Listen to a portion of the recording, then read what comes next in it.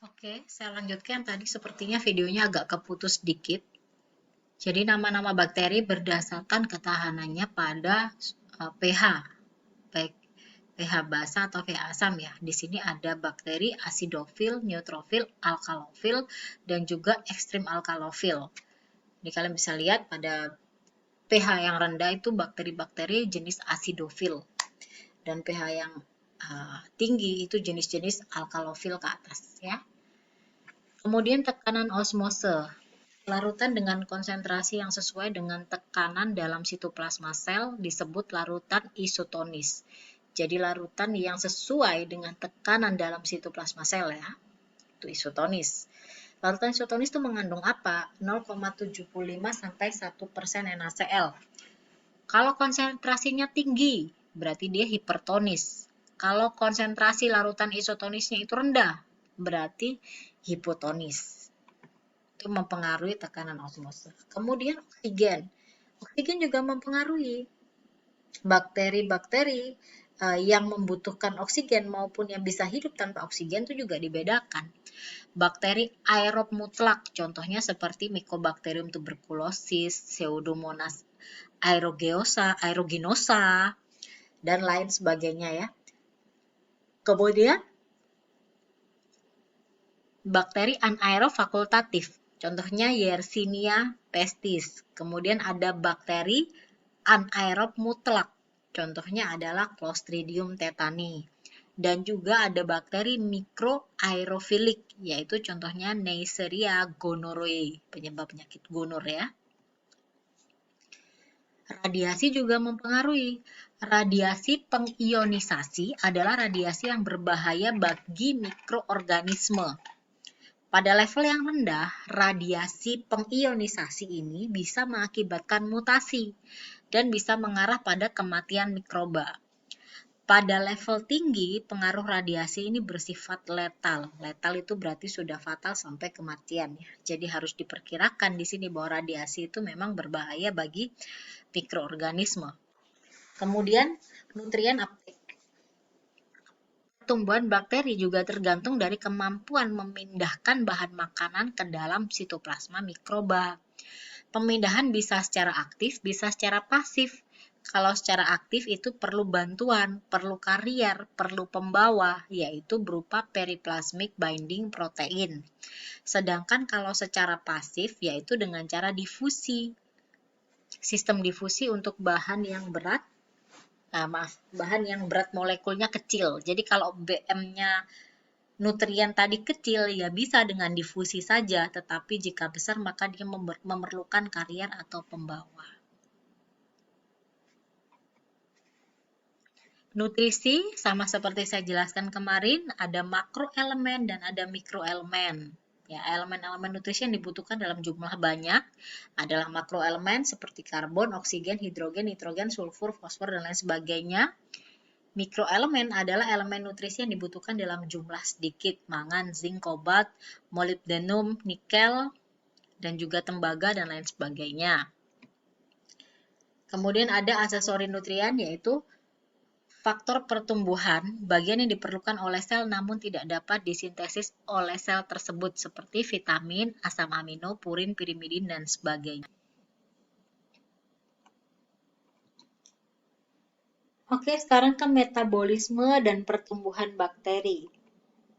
Ini persis seperti yang saya jelaskan kemarin, bahwa kita mempunyai fase pertumbuhan bakteri.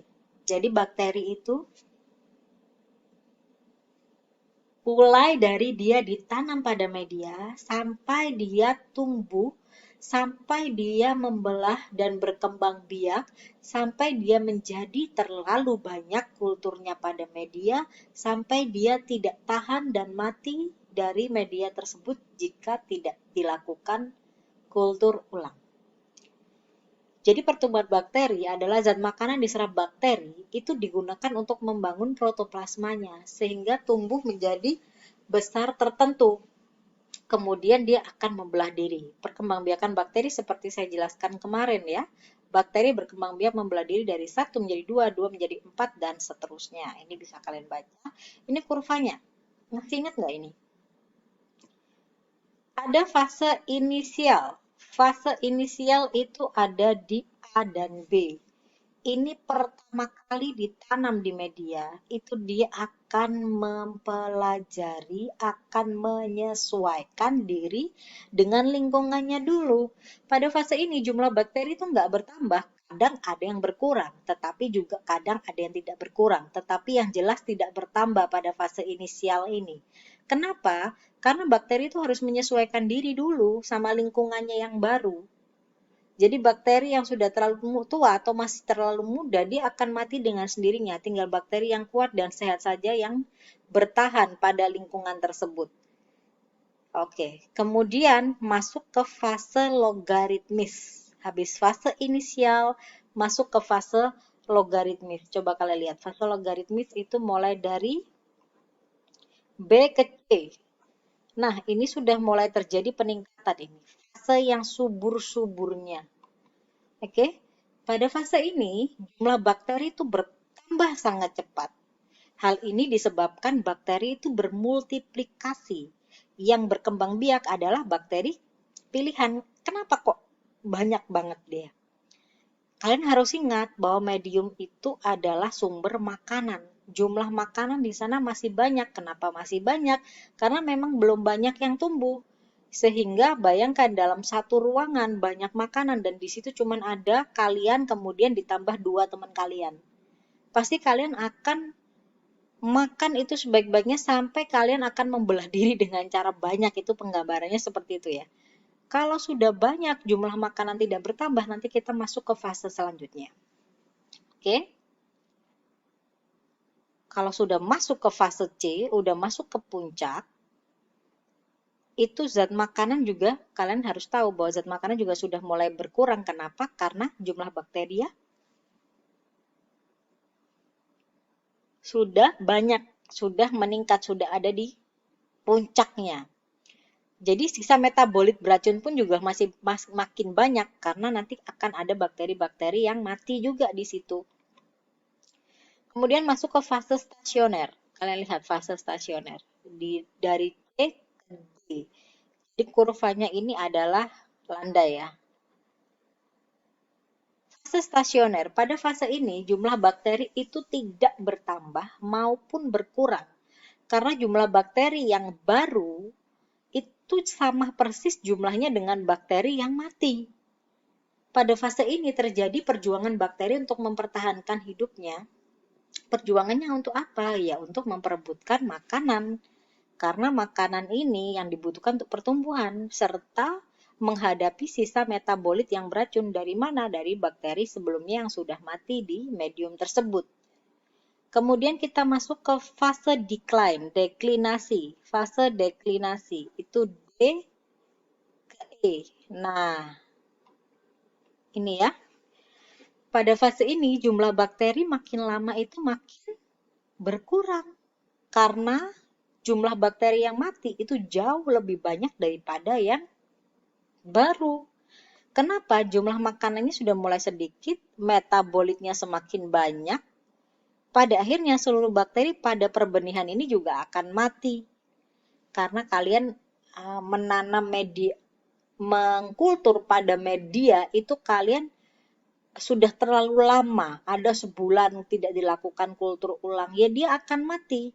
Walaupun kalian tumbuhkan itu di media, bakteri bisa tumbuh, tetapi ada masanya. Kenapa ada masanya dia hidup pada medium tersebut? Kalian harus ingat fase ini. Gitu ya. Kalau kalian nggak ingat fase ini ya, kalian akan terus bertanya-tanya, loh kan ini media penyubur, tapi kok dia mati? Ya jelas mati. Kamu tumbuhkan sekarang, kamu lihat bulan depan, ya sudah wassalam. Tetapi perlu kalian ingat bahwa fase pertumbuhan ini juga sangat dipengaruhi oleh waktu generasi dan juga masa inkubasinya. Jadi setiap bakteri atau setiap mikroba pastinya akan berbeda. Begitu ya. Kemudian pertumbuhan dan perkembangan bakteri dipengaruhi oleh apa aja? Kemarin sudah saya jelaskan ini ya, jadi bisa dibaca kembali.